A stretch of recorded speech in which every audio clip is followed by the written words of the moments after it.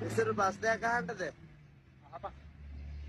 දැන් ඔබ දන්නා නේද අපේ පෘථිවිය භ්‍රමණය වෙනවා කියලා? ආව.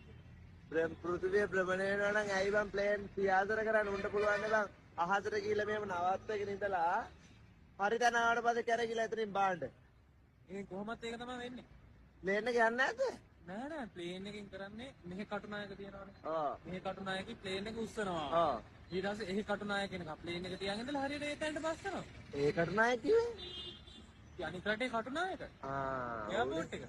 එයාපෝට් එක කටුනායක කියන්නේ අපි පොඩි කාලේ කියන්නේ කටුනායක එයාපෝට් එකනේ.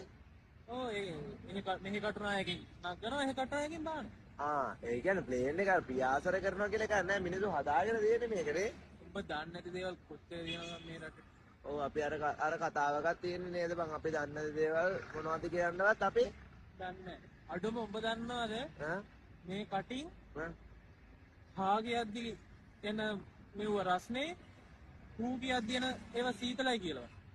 හුලං පාර. කියද්දි රස්නේනේ ඌ කියද්දි නේ සීතලයි. ඔව් මේකවත් දන්නේ නැහැ ප්ලේන් ගැන කතා කරන්නේ. සෝරි මේ